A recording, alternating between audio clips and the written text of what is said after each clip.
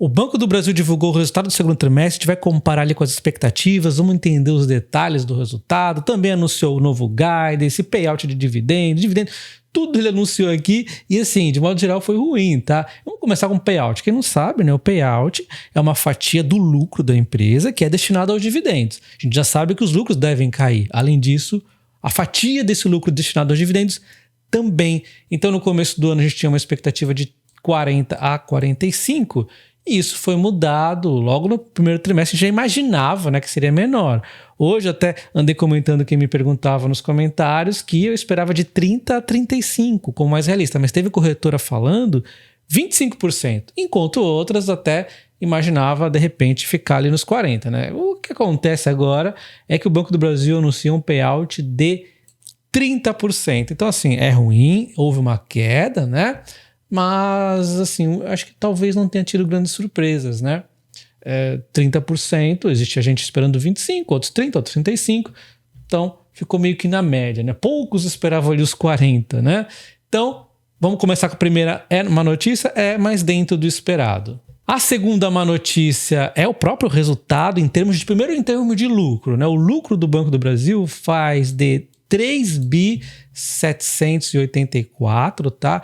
E isso já utilizando o lucro líquido ajustado. Então a gente não tá pegando aqui no recorrente, nadinha, lucro bonitinho ajustadinho, tá? 3.784, essa é uma outra má notícia, porque quando nós comparamos aqui com as expectativas do mercado, o consenso esperava 5.2 bi. A gente tinha aqui até como exemplo que eu usei hoje a Genial esperando 5 bi 77, a BTG 5 bi, eu ainda falei, tem umas corretoras gringas mais pessimistas, 4,7 bi, 4,9, e aí vem o banco e reporta 3,7, foi abaixo das expectativas pessimistas das corretoras gringas, que eram as mais pessimistas ali, tá? Então, em média, 28% abaixo da expectativa do mercado. Só por isso aqui a gente já sabe que, muito provavelmente, a reação do resultado amanhã vai ser negativa, as ações devem cair. Agora a gente tem que continuar vendo o resultado para entender se isso vai continuar pressionando por vários meses ou se é, de repente, um deslize desse trimestre. Vamos entender um pouco a magnitude aqui do negócio, né? Então a gente vê que também tem o guidance, né? Vamos falar do guidance, tá? O guidance que acontece? O guidance é a terceira má notícia, talvez, né? Porque o lucro estava em revisão, lembrando que antes o guidance que nós tínhamos em aberto, ele põe aqui em revisão, mas revisão depois do primeiro trimestre. O que nós tínhamos ali, o último, era 37 a 41 bilhões. E vem o banco e estima o lucro agora de 21 a 25, uma queda aqui nas expectativas, por quê? O custo do crédito aumenta, olha só, de 38 a 42 vai de 53 a 56, né? Margem financeira também cai, a margem financeira bruta, né? E nós temos a carteira de crédito aqui, até que ele consegue manter um crescimento muito próximo do esperado anteriormente de pessoa física, né?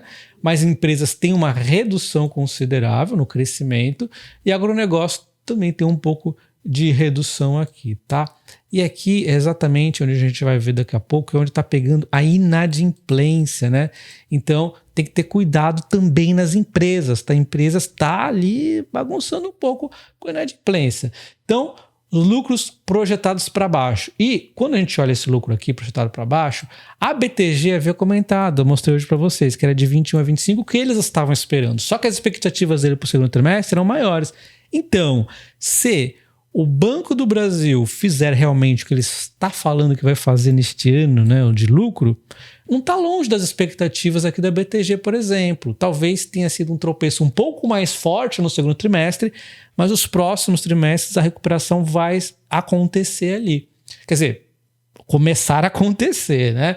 Então, vocês entenderam a dinâmica? A BTG errou longe o trimestre, mas o que ela falou para o ano está exatamente em linha com o que o Banco do Brasil falou aqui, né?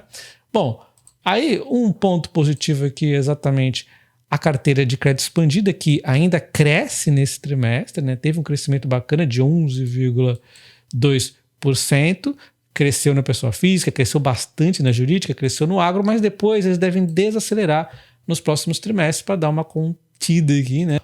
Continuando, nós temos aqui a margem financeira bruta, quase que estável em relação ao ano passado e crescendo em relação ao trimestre anterior, 4,9%. onde ele até conseguiu um volume de empréstimo um pouco maior, os spreads apertados, mas nós estamos falando de bruta, né?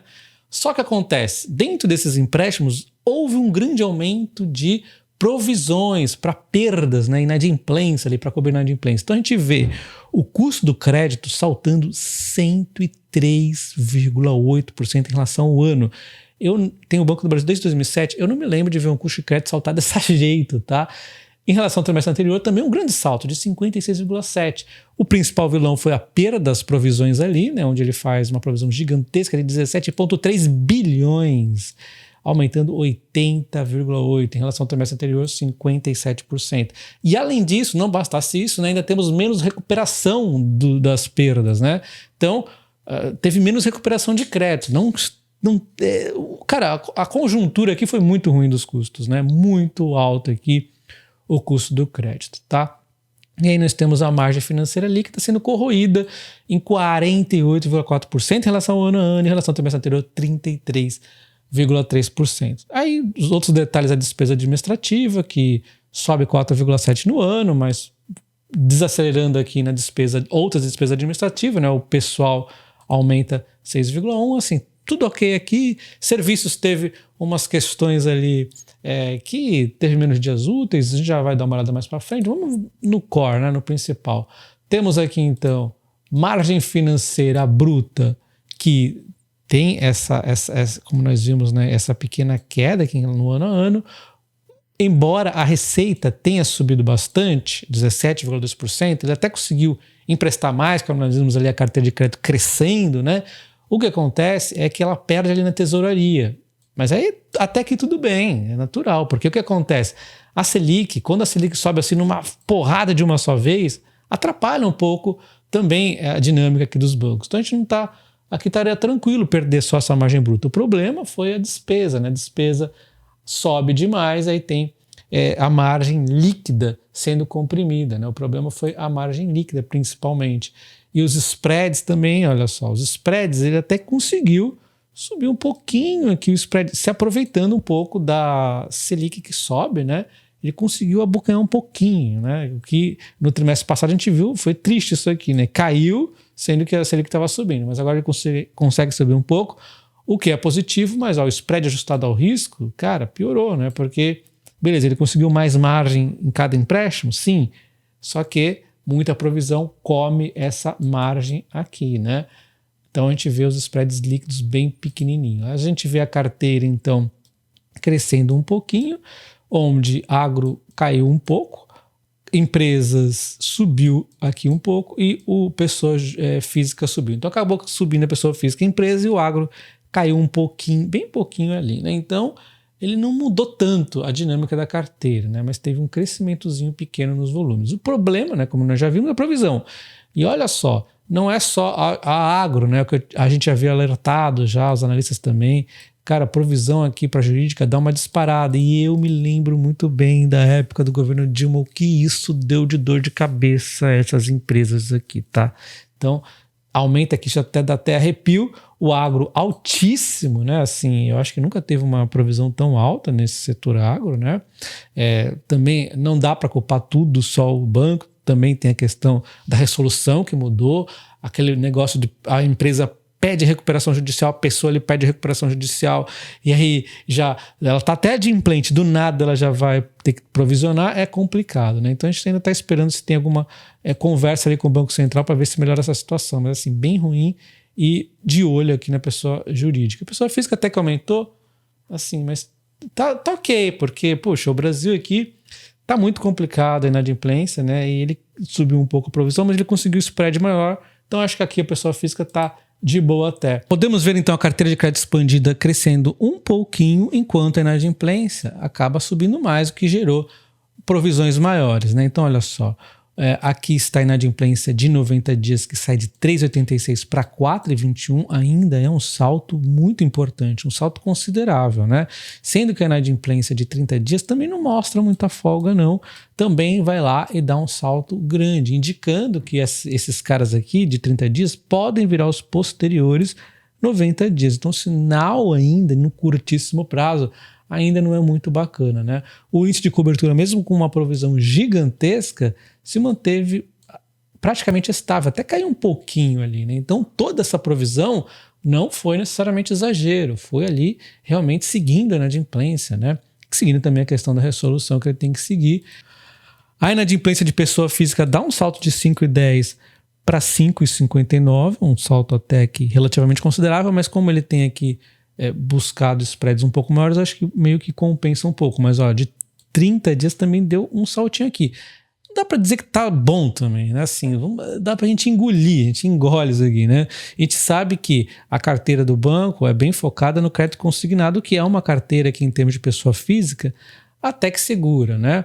E aí a gente vê que a inadimplência tem subido aqui, ó, no financiamento de veículos, financiamento imobiliário, né?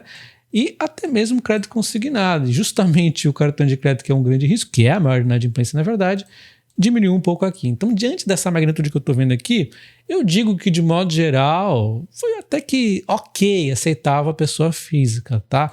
Só que quando a gente vira a página e vai para a pessoa jurídica, aí o negócio começa a ficar preocupante. Eu tenho medo aqui dessa questão, como eu já disse, né, das micro, pequenas e médias empresas. Mas aí, quando entramos nos detalhes da pessoa jurídica, na verdade, o ponto positivo é que a inadimplência de 30 dias, ela reduziu aqui, né, de 6 para 5,37, que já é interessante, tá? Então deu uma redução aqui na inadimplência, mas a inadimplência de 90 dias ainda mostra uma certa aumentada, mas não é tão alta assim essa aumentada, né? Desacelerou bem aqui essa aumentada, mas ainda assim aumentou. E talvez essa queda aqui desse pessoal dos 30 dias mostre uma tendência, né, de baixa. Esse pessoal aqui pode diminuir na inadimplência posterior, né? O índice de cobertura acaba caindo um pouco aqui, né? Um ponto interessante é que nós podemos ver que ele cresce nas grandes empresas, o que é super positivo. Ele cresce um pouco aqui, ele fica estável no governo e diminui nas micro, pequenas e médias empresas, o que é positivo. Então ele já está buscando aqui dar uma controlada nessa situação. Eu não vou conseguir falar exatamente o problema aqui na pessoa jurídica, depois eu vou ter que ver com calma, eu faço um vídeo para vocês, mas olha só, a capital de giro, que geralmente é mais arriscada, teve até uma queda aqui. Enfim, eu diria que pessoa jurídica, eu tinha mais medo, né, de quando eu fui olhando ali os resultados, então não foi tão ruim também, foi ok, foi aceitável, né? Eu tava com mais medo aqui quando eu vi a provisão alta, então, assim, eu acho que também tá aceitável aqui, tá? Teremos de reavaliar com mais calma a pessoa jurídica, mas já vimos ali um posicionamento correto do banco, focando aonde precisa focar, tá? Mas depois a gente vê com mais calma. O agronegócio, que é o principal problema, né? Nós temos essa desaceleração em relação ao trimestre anterior e ainda crescendo em relação ao ano, né? A carteira agro ali. E o ponto positivo, aliás, não tem ponto positivo na verdade, porque a inadimplência de 30 dias, que pode virar a subsequente 90 dias, que é inadimplência de fato, a gente vê aumentando, então, a de 30 dias e salto muito grande, de 4,11 para 5,53. A de 90 dias, que é a inadimplência mais séria ali, né, de fato, nós temos também um salto de 3,04 para 3,49. É um salto considerável, né? Então, isso aqui foi muito ruim. E aí eu digo para vocês hoje mais cedo que nós temos uma linha de custeio agropecuário que a tendência é que fosse exatamente para a questão da dinâmica da safra piorar ainda mais nesse trimestre. Mas ela não tem uma dinâmica de muito longo, tá? Então, eu acho que ao longo de 2026 ela deve trazer melhoras ali, tá?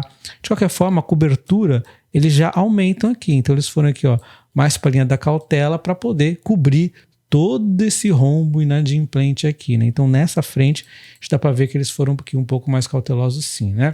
Exatamente, custeio agropecuário, o grande vilão ali da carteira, ó, dando um salto importante aqui de 3,07 para 3,37 na inadimplência de 90 dias. As outras linhas ficaram comportadas, mas essas são linhas que na maioria das vezes vai ter uma proteção mais tranquila. Então essa linha aqui, como eu disse, são empréstimos até 2 anos, né? Até. Só que a maioria acaba sendo 1 ano, por exemplo, ali. Então, ao longo de 2026 a gente já vai começar a ver melhoras ali, se o banco fizer o trabalho certinho, né? A gente vê, em termos de peso, diminuiu um pouquinho aqui o peso dessa linha, né? Vamos ver se ele faz certinho para não continuar pegando novos empréstimos aqui, todo arriscado, né? Todo complicado ali, né?